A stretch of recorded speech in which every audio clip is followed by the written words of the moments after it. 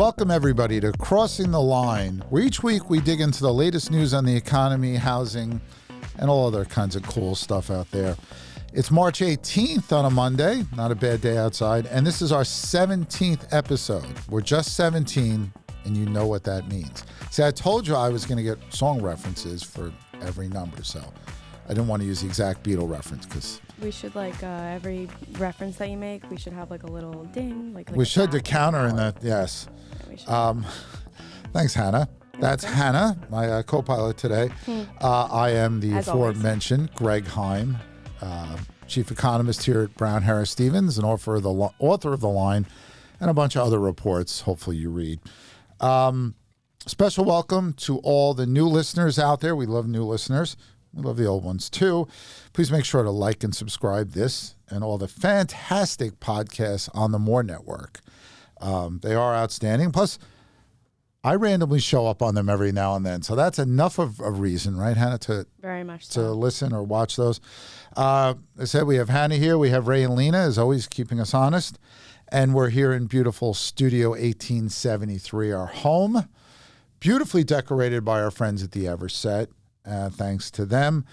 Again, yes, glad somebody around here gets applause. That's good. That we have the sound effects back this week. See how that goes. It's going well so far. Sure. Our goal always is to be informative, concise, entertaining, and edgy, at least some of the time, some of the things. You can't get them all the time, Ray. It's not possible.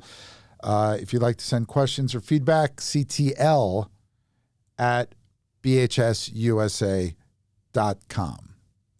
This beautiful set here at Studio 1873 is brought to you by the Everset. The Everset provides full-service staging and furniture rental solutions in the New York area. For more information, please visit us at staging.theeverset.com or email us at staging@theeverset.com to request a free proposal. And we're back. Now let's get to our line items, Hannah, which is, the meat and potatoes of this podcast. So let's get into it. We heard from the PI brothers this week. What do we got? It's almost as if, just a little round of applause for the PI brothers. Copyright my Greg Heym Enterprises. Exactly. Do not try to. Yeah, we need to get on that. But consumer prices are up 3.2% from a year ago.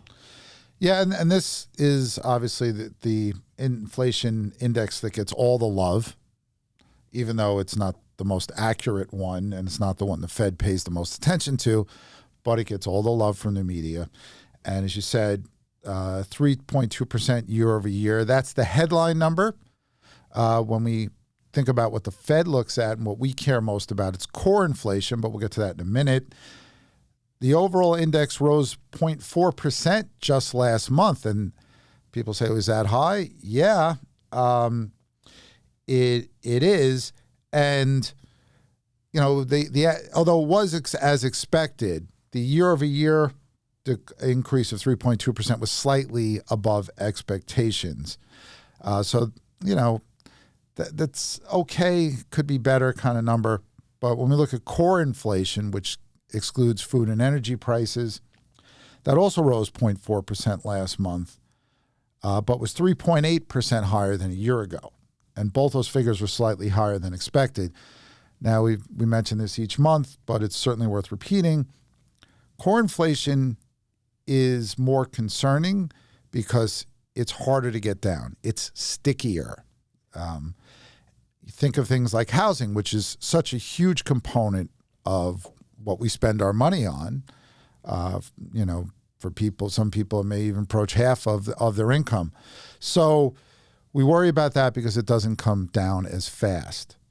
But again, not good news that these numbers are slightly higher than expected, but not the worst news. So that's kind of the headline numbers. There's some interesting tidbits in the report. We mentioned the headline number up 0.4%. That was the biggest monthly gain since September. Does that mean things are escalating again price-wise? 1 month isn't going to tell us that, but it's worth noting that it's been a while since we've seen, the Jets were still in the playoff hunt. That's how long ago this was, that this monthly game is that high. We'll have more on the Jets in a little bit. Good times. Yes. One of the big things, there were, a couple of things here that may mean significant shifts, and this is one of them. Gas prices had been declining for the past 4 months. Now, gas prices in the headline number, not in the core number, which explains one of the reasons why the core number is running higher. Gas prices coming down, that doesn't change the core number, but it changes the headline number. So that's a little concerning. Gas prices up 3.8% just in February. And that's something we all feel every day. Well, how do we feel it? Well, that goes to the next point that we have. The shelter and gasoline, shelter also meaning housing. I don't know why we use primitive words in when we describe things in economics, but I don't know that. Specific. Shelter to me is a rock that slides at a cave, so the dinosaur can't get you. Tent. But yeah. In this case, a house is a little more modern and complicated. So if you take just the shelter and gasoline indexes, that accounts for over 60% of that 0.4% monthly increase in the overall number.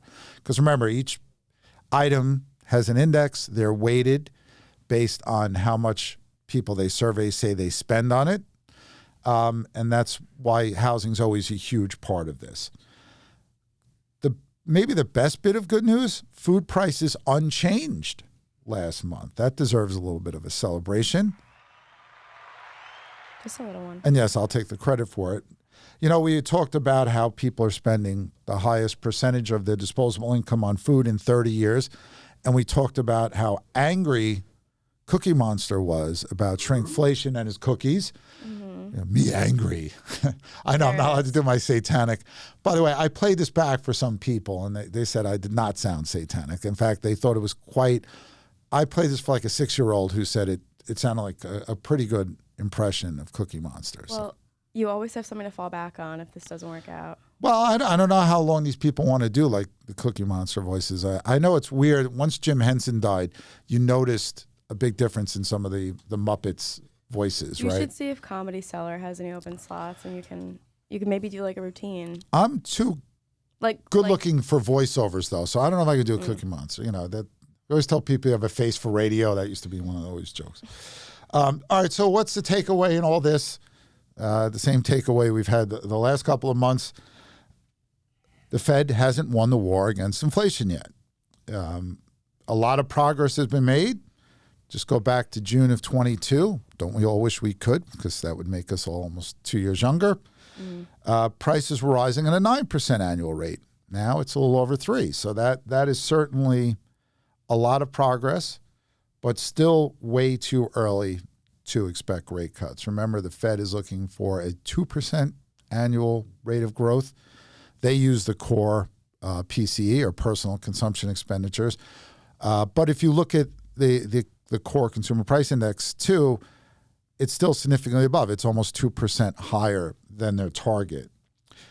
And so that's the older PI brother, baby PI, producer price index. Baby PI, I think. Yeah. The one that gets even less love.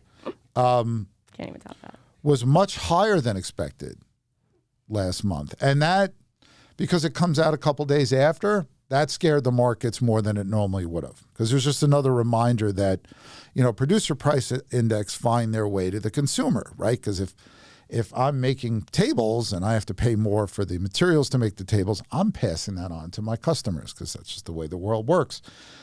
So that was part of the reason why all three major stock indexes fell last week. Again, they're throwing in their little temper tantrum because they're not going to get our rate cuts this month, and we're not going to get them in June probably. Exactly. That's what they sound like. Just stop with the whining about the rate cuts already. In football, we have this thing called the red zone, which is the area on the field between the 20 and the goal line. And it's typically the hardest area to score in because defenses tighten up. You don't have as much field to work with. That's kind of where the Fed is with inflation right now. They're trying to get it from about 4% to 2%, And it's taking longer than people think, right? But it's just going to be that way. But let's hope they do a better job of getting in the end zone than the Jets did this year, because it was disgusting how terrible the Jets' offense was. But they've signed like 3 offensive linemen, and Aaron Rodgers is only going to be 40 when the season starts. What could go wrong, right? It's the Jets, Hold of on course. to the hope. That's all we have. It's brutal. All right, so that was the PI brothers. We got another very important piece of data this week. Yes, about retail sales. Retail sales rose 0.6% in February. Now, did you spend 0.6% more on stuff in February, you think? I don't want to disclose that information because it might be more. What was there, a sale at a Barnes & Noble that you hit to get those books on? That's actually a beautiful compliment. Wow. No, you're right. It was not clothes and shoes at all. It was books. Well, I'd like to say I didn't buy a guitar last month. I'd like to say that, but This is becoming a problem. I did. Well, again, I could come up with an excuse for any guitar. Becoming a problem. Actually, that reminds me, I had a great gig on Saturday night at the Irish Coffee Pub in East Islip. I want to thank everybody there. It was a great crowd, great venue, people very nice. It was a little bit weird because it was a big room, and I felt like a wedding band. It was only me and my buddy Pat, but it seemed to go over really well. And since he's from Ireland, he sings all the Irish stuff well. So, Oh, well, that probably was a good show. when he sings Danny Boy, like people actually stop and Cry. get teary. He has that Irish tenor voice. He really does have a great range. And it was a lot of fun. So sorry, let's get back to the retail sales. We were really worried because retail sales in January had their biggest decline in almost a year. Yeah. And we worry about the consumer because consumer spending is 70% of gross domestic product. So we watch this very carefully each month when it comes out. The weird thing is, so it rises 0.6%. That sounds much better than declining 1%, which is what it did last month, the prior month. But the 0.6% increase was actually slightly below forecast, which tells you that even once, in a blue moon, economists can be too optimistic. Who knew, but it can happen. The biggest increases in consumer spending were building materials and garden equipment, up 2.2%. I guess it's that time of year, you got to start planting things. And motor vehicle and parts dealers. Some of these categories are kind of interesting, like non-store retailers, AKA online shopping, stuff like that. Furniture sales fell 1.1% last month. That was the biggest decline of any category. Again, positive news because retail sales had declined in 3 of the 4 prior months. We talk about consumers being tapped out at $1.1 trillion in credit card debt at record high rates. It's kind of, a scary situation. How much longer can this happen? We did report on the last show that wages are rising higher than prices, so that certainly helps. But, this is an important thing. It's looking like, the quarter is almost over already. The GDP will be, a decent number, maybe near 2% for the first quarter. So that's good. And, this report doesn't alleviate my fear of consumer spending declining because it's one report. But then again, it, there's no reason why we can't be happy about it and enjoy it. It's good that that consumers are out there still spending. Yes, we are. Now, not to put a damper on all this, but at the end of the month, we get the PCE data, which is sort of, the headline act when it comes to both these items. Right. So don't ignore what we just said about the PI brothers and retail sales. Just keep in mind that personal consumption expenditures, while not getting the press necessarily, is a more comprehensive report. That's why it takes longer to prepare. And, it's always important to look at both sets of reports and see what the trend is. We did that with the employment data last week. Sometimes it can be helpful. Sometimes it makes things more confusing. And then we had a happy story to close last week's column. Mortgage rates fall for the second straight week. Yes. And see, we need trumpets Yay. for this one, not just the standard applause anymore than that. I don't know if we have those. So the average 30-year conforming... Here, wait, let me say it again. Okay. Mortgage rates fall for the second straight week. Okay. We Pretty need whimsical. psychedelic things in the background. We will blur the screen right when we do this in production, if we have production on it. So the average 30-year conforming mortgage rate fell to 6.74% last week. They've now declined 2 weeks in a row to the lowest level since early February, and mortgage rates are about where they were a year ago.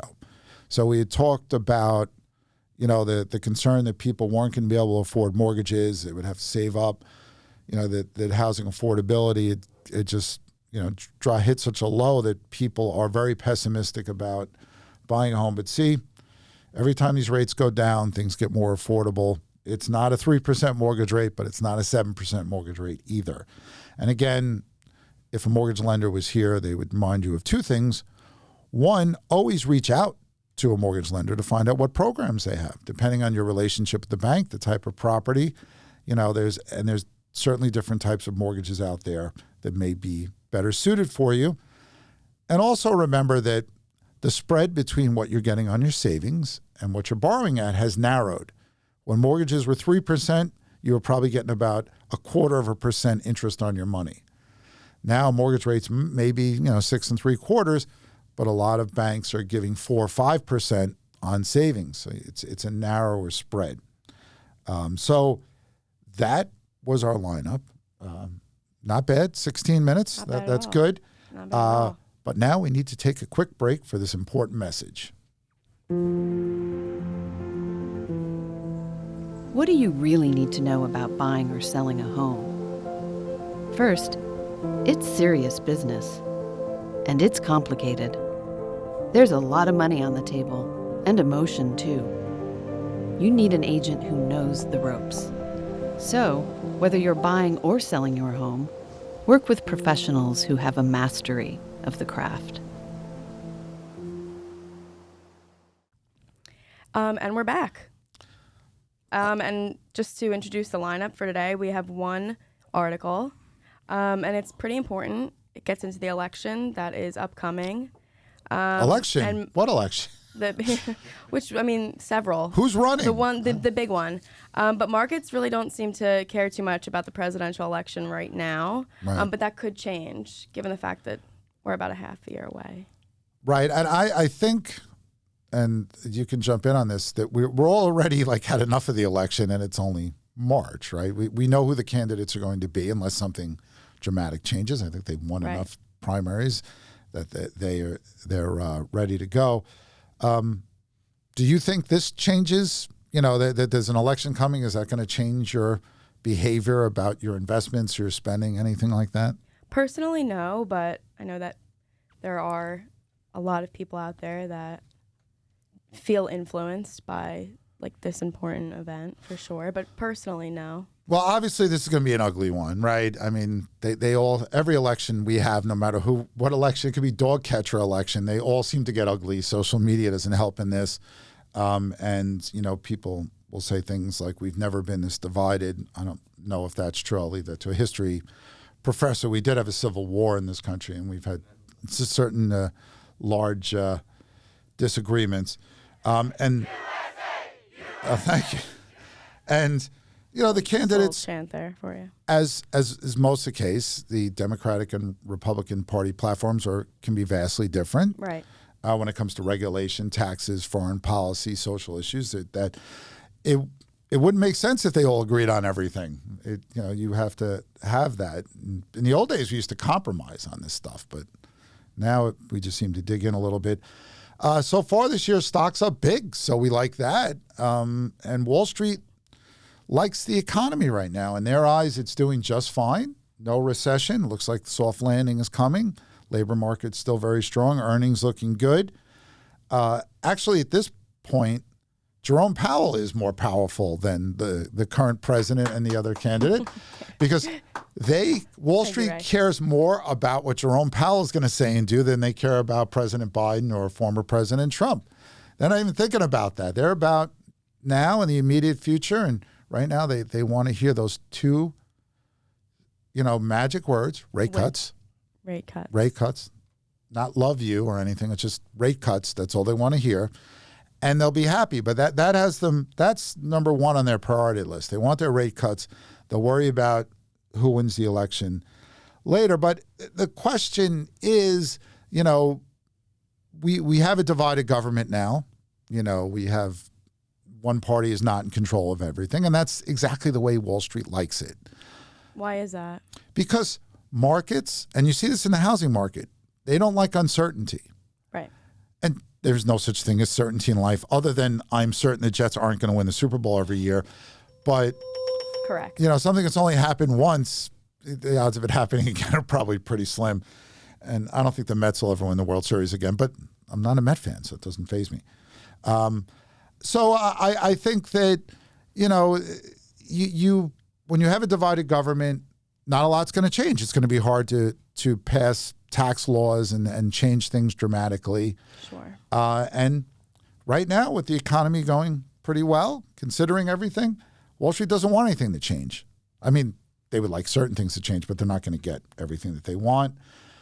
And it looks like no matter who wins the election this year, we'll probably have a divided government. It's hard to imagine a clean sweep, but stranger things have happened. If you're wondering what happens in presidential election years, the average gain on the S&P 500 is 7%, which is about what its historical average kind of is, so it's not a big difference. Although when an incumbent runs, according to the article, it's 12.2%. So we're going to make some money this year, Ray. We're excited about that. I think the foreign policy has become a lot more important, and it mentioned this in the article, especially as it pertains to oil.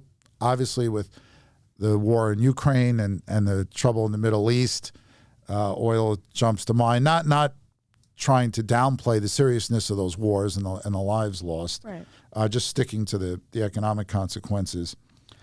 So here's a thing that's surprising but shouldn't be surprising. In 20 of the past 24 elections, incumbents won when stocks were up 3 months before Election Day.